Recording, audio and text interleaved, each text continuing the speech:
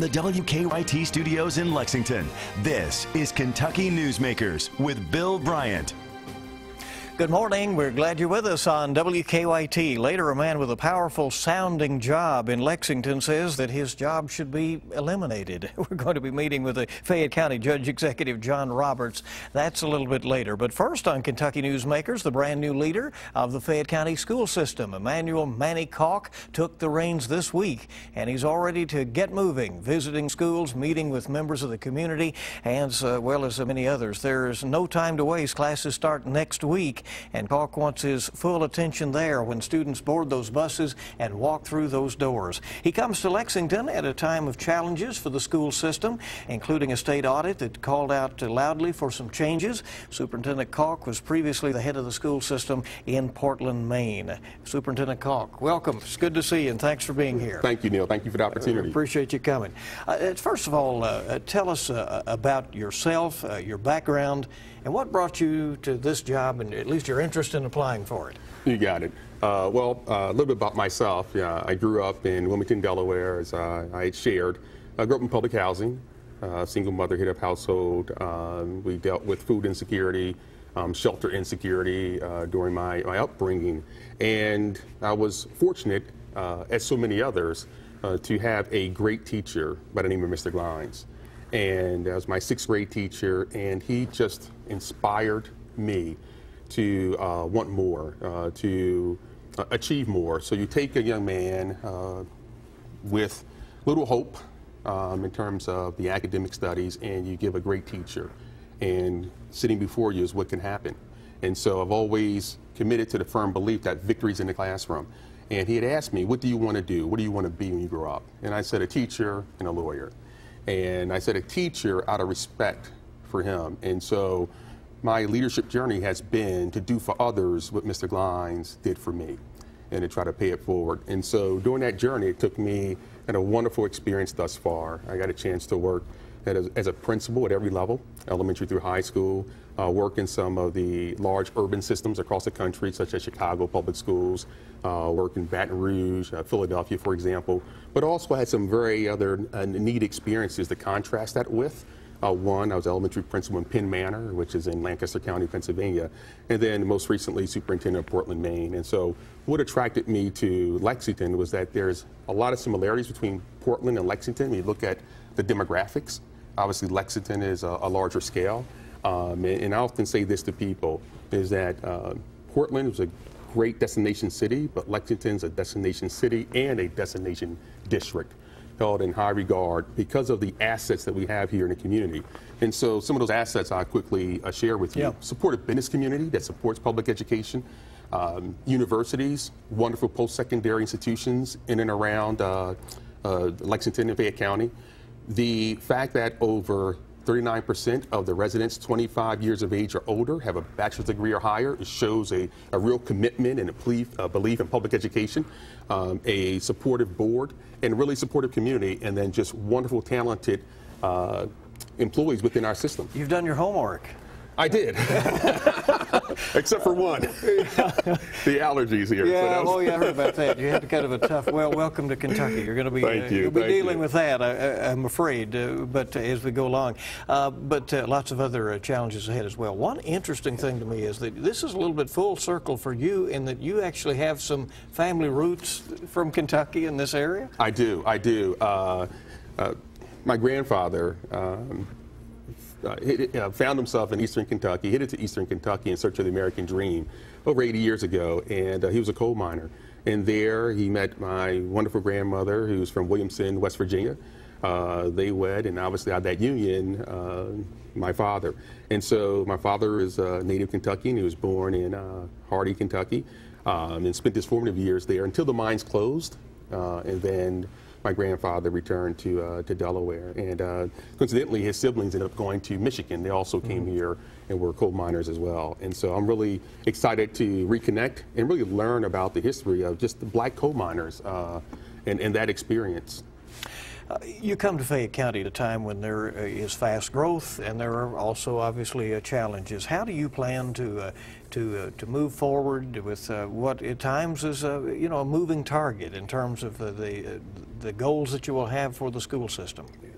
Well, I'll often say this is that you have to deal with the urgent while you stay focused on the importance. It's very clear in Fayette County.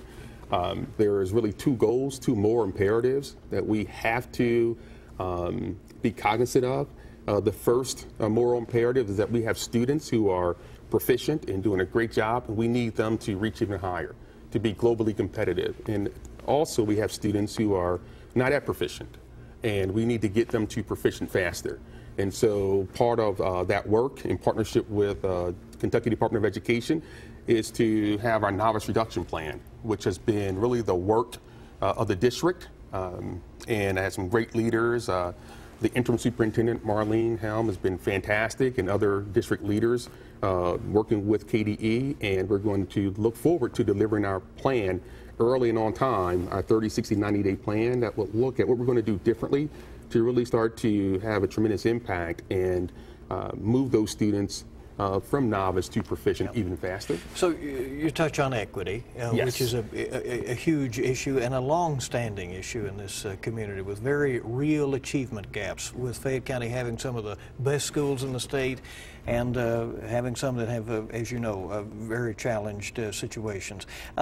How do you plan to, how will you get at that? I hear the 60, 90-day plan. How do you move forward in that area? That's a great question. So long-term, we hope to do is really build towards that excellence and equity. And so part of that is to make sure that we have the right resources, set of strategies at our schools, make sure we have the right supports. I often say that victory's in the classroom, so it starts with great teachers, professional development, great leaders. Also say that families are our partners, so how are we partnering and bringing in the family? And then it takes an entire community. So it's not something that we're going to do alone. We look to do this in partnership with our community stakeholders, and that's another asset that we have here in Fayette County that you may not find in other districts, is that the willingness of the community to get involved to help us solve this long-standing intractable problem. That's a more imperative and something that not only we must, but we will do. We will move forward ensuring that all students reach that level of proficiency. So. I get the sense from you, and while it is always lonely at the top and you have that job of leading the school system, that you feel you have a strong team behind you, not only in the school system but beyond. I do. I think that public education benefits the public good. We know that. I think for us, looking at the scope, early childhood has to be a focus. And so I was pleased just today. We had a session for our district leadership team, and I got a chance to meet with Reverend Polk.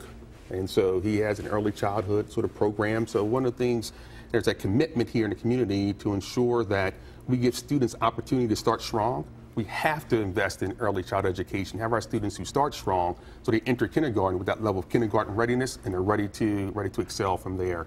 And so that's important. And so to see that investment in early childhood is one, to make sure that we're getting students reading at or above grade level by the end of third grade is very important. For students who may not be there yet, what are we doing to accelerate them, to look at time differently, to look at how do we extend the learning experience in a year for them to get them where they need to be. How do you get parents to be more involved in the school system? Well, I tell you, parental involvement takes on different forms. We approach this, and I believe this is so, was that all parents want the best for their children. All parents want their children to be successful and to succeed. And for us, it's what is a proper way to outreach, to build that partnership, that we are partners in this endeavor to make sure that this child has a pathway to success. And so part of those engagement strategies, we have some schools that are employing some of those strategies. For example, during the summer, going out to the homes and meeting with parents, and knocking on the door and saying, hey, here's what the school year is going to look like, just making that first initial contact, keeping parents informed on what's going on with their child's learning. And so trying to find out what's the best way to have that school-to-home communication. Some of it's through technology, and so having Infinite Campus and having a parent portal so parents can go in and check. The other is making sure that we inform parents and give them the information on how their child is doing, how they're progressing more frequently, more than just an interim report or a report card or just the PTA meetings, but how do we get parents really deeply involved? And we call that getting them involved beyond sort of the bake sale. But I think here in Fayette County that we're going to employ those strategies that are going to get parents really a partner in their child's learning. Superintendent Caulk, as you know, the superintendent is expected to be a good steward of taxpayers' money. The district has been criticized very heavily by the state auditor on that front, weaknesses in communications, spending processes, some other things. I know you're aware of that going in. You go into this with your eyes wide open. How do you deal? How do you approach those things? Well, I look at the team that we have in place and that they responded to and the audit and looking at putting corrective measures in place to correct those deficiencies so that those problems are not reoccurring. I'm confident in our team that we have in our finance office that we have the proper protocols, procedures in place, so you won't see that to continue in going forward. I know that it's been, I think I just read last night or early this morning, in fact, that those expectations around those recommendations that were cited in Fayette County turned out to be, here's what other school districts, can learn from. And so for us, it was, training the board. I know that was part of one of the corrective action measures, as well as implementing certain procedures and processes, which we're working on and putting in place. So we're excited. We're looking to move beyond the audit and to, again, with greater transparency, show the community and our taxpayers that we're good stewards of their dollars and they're invested in the right way and they're invested in making sure students succeed. Are you one who inspects what you expect? There you go. Will you go take a look? You have to. You have to, and I'm glad you mentioned that. Part of, going back to your earlier question, my focus is really making the main thing the main thing. And so if you stay focused on the main thing, which is teaching and learning, which is making sure that we have the resources and the finances there, then you'll continue to follow just what you shared, where you would inspect what you expect. And so that's what I'm excited about. And I'm excited about the leaders that we have in the organization. And so we're ready to step up to the challenge, and we're ready to do this work in partnership with our community to ensure that every child has a pathway to success.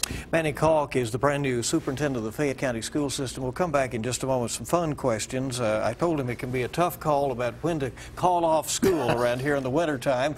We'll talk about that and more on WKYT's Kentucky Newsmakers in a moment.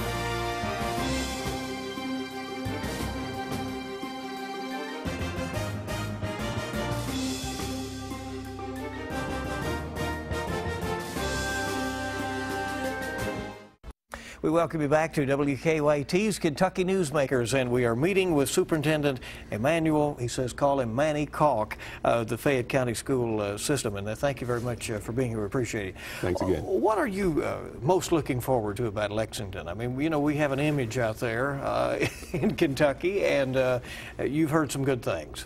Yeah, I did. So I'm looking forward to experiencing it all, and part of that is learning more about, horses and the races that are here, historic races. You used to watch it on TV. Now I get to experience that hopefully in person. Breeders' Cup coming this fall. That's right. It's like it's being held for you,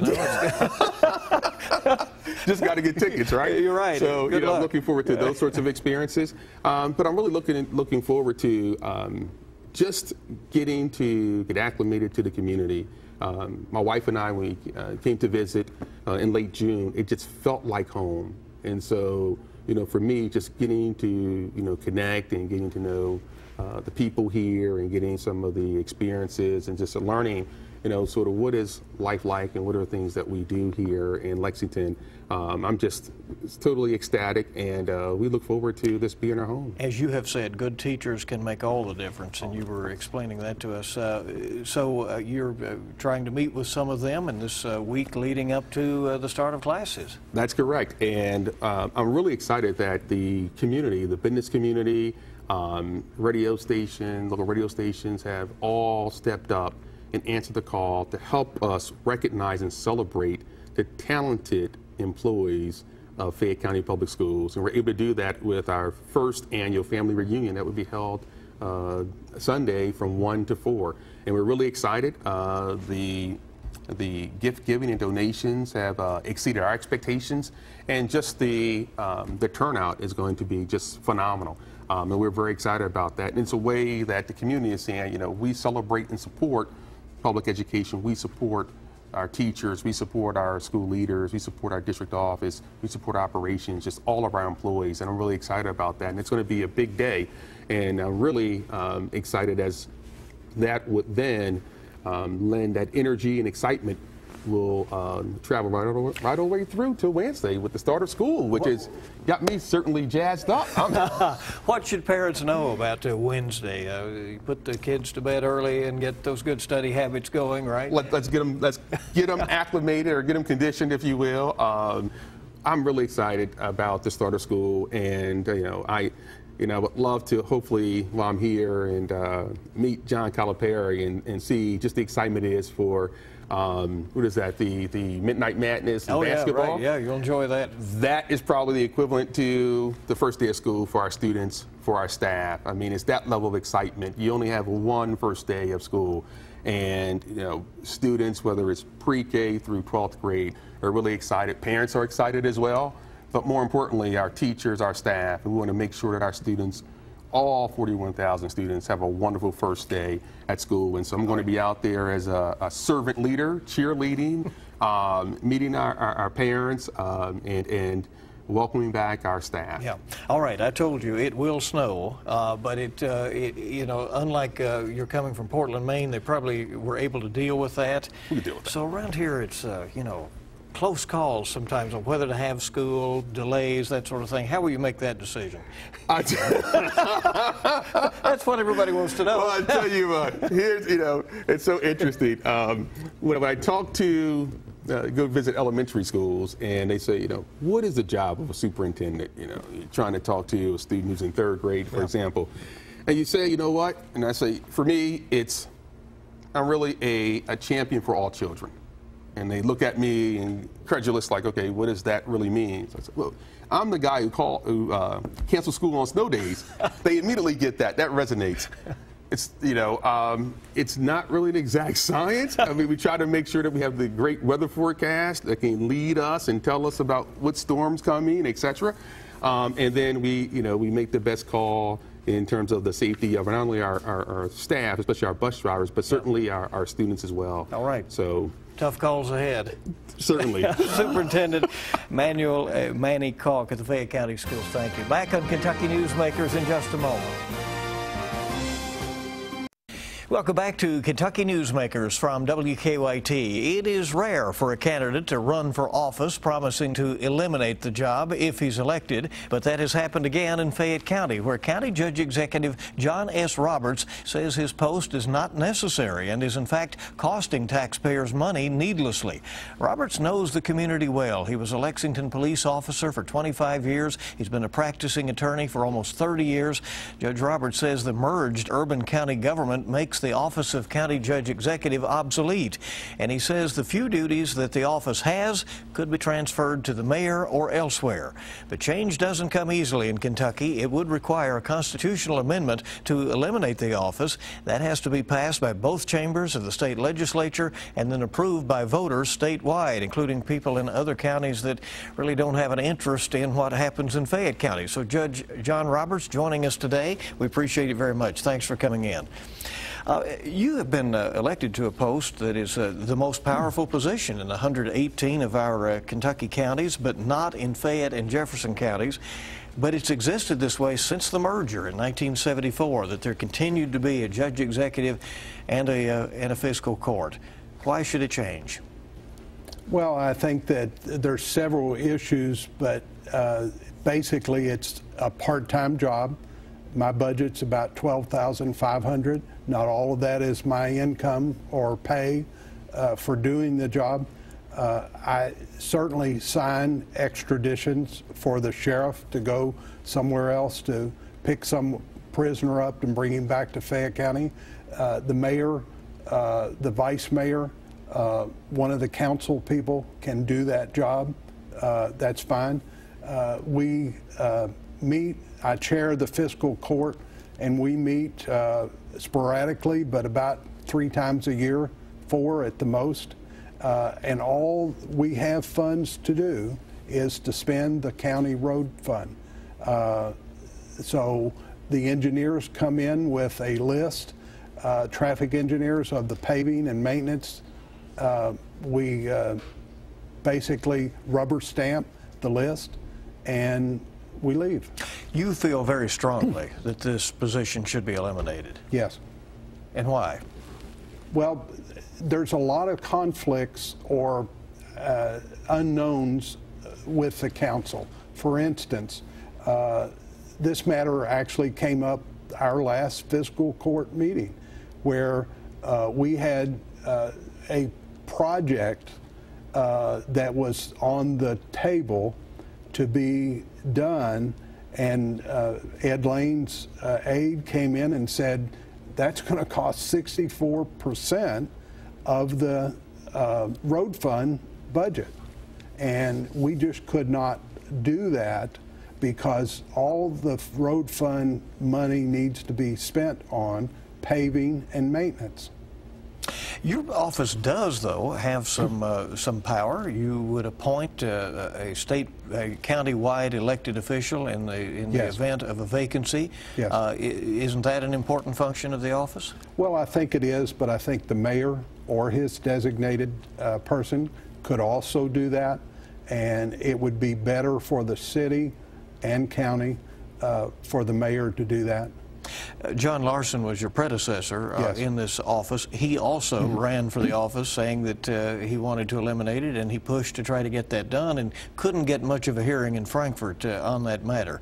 Do you think you might have better success?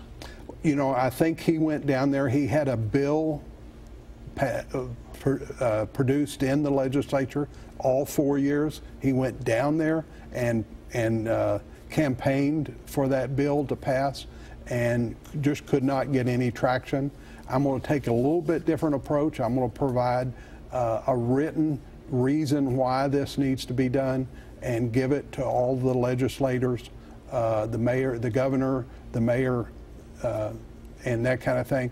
And so I think this term or next legislative session we'll get it done. How high is the burden of having to explain this to voters in other counties who are completely unaffected by it? In 118 counties in the state, they don't care who the county judge executive is or whether there is a position like that in Fayette County. Will it be difficult to mount a campaign statewide on an issue that doesn't concern most people? I think so. There are other people that say that maybe we need to have less counties in Kentucky.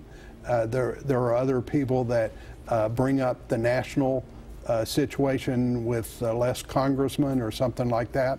So people want less government, and they see the government taking away more taxes and doing less with those taxes. You have said to me that you think it's important that the amendment be very simple and clean, that Yes. it simply apply to Fayette County situation, and that it remove the existence of the election for the county judge executive and the fiscal court, and that be eliminated.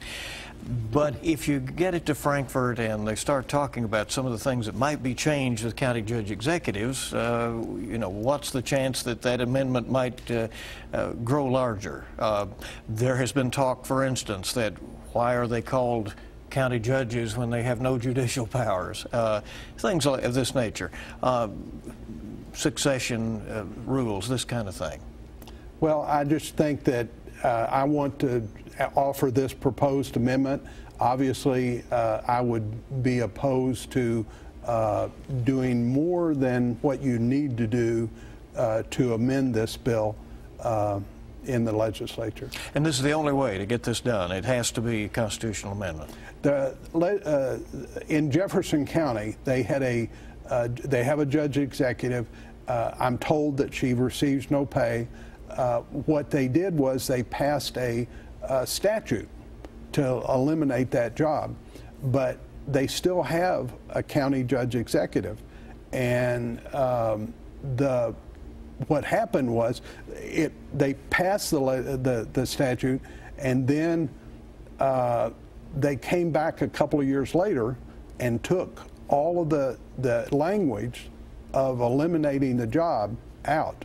And so I went to the LRC, and they said that basically we need more done with the Constitution rather than statute. You think this is a waste of taxpayers' money? Absolutely. And if you are not successful in eliminating the position, what do you promise the people of Fayette County that you will do in this term that you serve in office? Well, I'm working the job. I'm serving as county judge executive. I get extradition demands every day, and I will work the job until it's eliminated, but I believe it needs to be eliminated. And how do you move forward with this?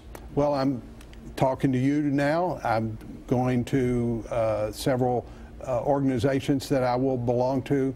I'll talk it up there. I'm also talking about getting with someone from the legislature where we will maybe set up some pre-legislative committee meetings and do that.